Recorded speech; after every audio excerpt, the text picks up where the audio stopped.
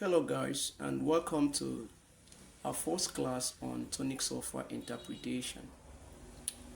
Today I will take you on step-by-step methods that will guide you to interpret tonic solfa notation. Many persons see solfa notation as something that is very difficult, but it can only be difficult if you want it to be difficult for you. So what you need to do is to pay attention and then practice. With these two things, you can be able to learn it. So we wouldn't waste much of your time, but we'll begin with we're not here to like define music or that, but we're going straight to the point. You should know that tonic solfa is a method we use in writing music, so that anyone who sees the piece of music picks it and be able to sing it. And another thing that is very important you should know about tonic solfa is it makes use of consonant letters. These consonant letters are the letter D, letter R, M, F, S, L, T. So, and this is pronounced as do, this is re, this is mi, this is fa, so, then you have your la, ti, and then you can repeat the first one, which is do. In this class, we are not assuming we are teaching professionals. We believe we are teaching everybody from the scratch, whether you have the knowledge or not, but one in a situation where everybody can understand. You should also know that you can form what we call a scale on it, but that will be on another class. We won't be talking about scale now. We'll talk about other things which we might need, not we might, but other things we will need at the course of our interpretation. First, you need to know the signs you see when interpreting the solfa notation. So what are these signs? The first is a bar. What is a bar? You can see, you see this line and this line. When two of them are drawn this way, therefore that is a bar. It shows it used to group notes based on either 2 beats in each bar, 3 beats, 4 beats, and the rest of them. But when you see, okay, just look at just one of it like this is called a bar line, and then the other one is also a bar line. So, but starting from the first one to the second one gives you a bar, which there will be some kind of notes inside it. So what are the functions of this?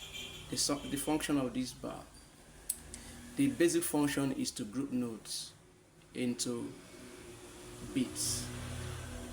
For example, a bar may contain 2 beats in it. So if it contains 2 beats in it, all through the song will contain 2 beats.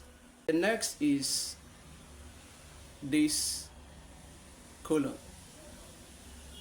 Colon separates 1 beat from another 1 beat.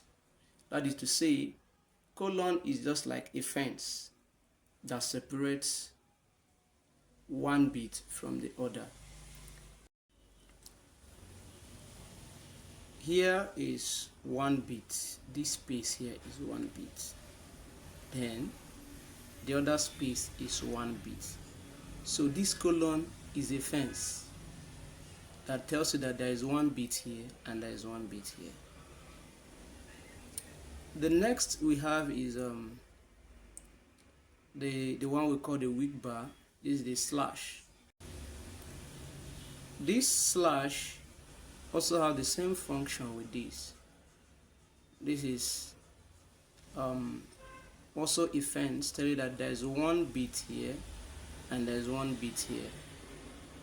So if I add another, we now see that we have 1, 2, 3, and 4 beats contained in this bar. This is a bar. Recall what bar is. Now, each of these beats can also be divided into 2 again. So for me to divide them into 2 again, I will use dot.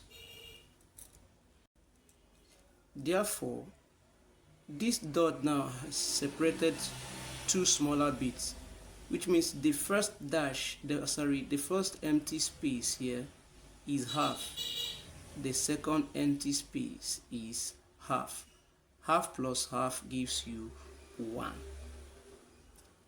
Hope you got that right.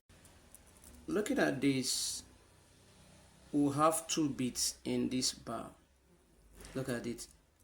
This is a bit. You can see that. Remember I said colon separates 1 bit from the other. Now, the whole of this is 1 bit. The whole of this is 1 bit. What happened here is that this particular bit has been divided into 4. That is why you have 4 notes inside it. Now, they used comma. So comma is used when you are dividing them into 4. So here is 1 bit. It's not that the do is the bit, but the space where the do is standing is the bit. Do is just a note. There's a difference between a note and a bit. So this do is standing on a quarter bit. This other do is standing on a quarter bit. Quarter plus quarter gives you half. Quarter plus quarter gives you half. And half plus half gives you 1. So when you see this sign in solfa notation, it means it's talking about a demarcation between 2 quarter notes. When you see a full stop, it is a demarcation between 2 half beats. And when you see a colon, it is the demarcation between 2 1 beats. Okay, let's look at this. When you see anything like this, what comes into your mind is to tell that there is something missing here. So since something is missing here, let's start from here now. This is half. This note is standing on half beat. Then this note, remember that comma separates quarter notes, or quarter beats, whichever one you say. Now, so you can see that a quarter is missing here. 1 quarter is missing here. So you should know that here it is 1 quarter. This beat here is half. 1 quarter plus half will give you 3 quarter. Don't mind the grammar speaking. This is not mathematics. Don't be scared about it. So this note now will take the length of half beat plus the length of quarter beat. So if you look at this, look as if you have a semicolon each time you see it. Another sign you will see in music is the signal and the signal. Often at times you see it written like this and like this. This is signal. It means it shows you a particular part of music where you need to repeat. So when you see it, you mark it and know that I have signal, I am coming back to this place. Then you move according to this song. You move, you see the signal, DS. This means go back to where you have signal. And when you see something like this is called da capo. It means go back to the beginning of the section. You go back to the beginning of the section, and in this case, this is where the song begins. So if I should see this, what I will do is to go to the beginning of that song, this section.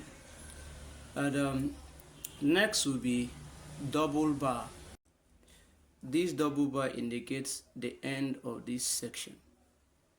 Therefore, the whole of this is a section.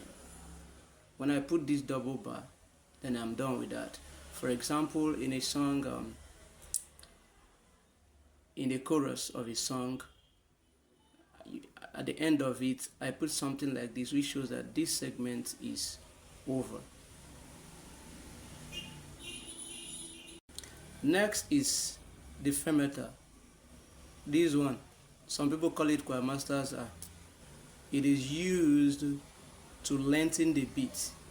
So when you see it, what that means that you should sustain the beat a bit further. You can sustain it like times 2 of what you have. So that is the function of fermata. So there are other symbols, but for now we'll stop at these particular ones because these are the basic ones we would need at the course of our studies. So thank you for watching, and do well to subscribe to our page, and share, like, and comment. Send in your questions, we'll look at them, and we'll give you feedback. Once again, thank you.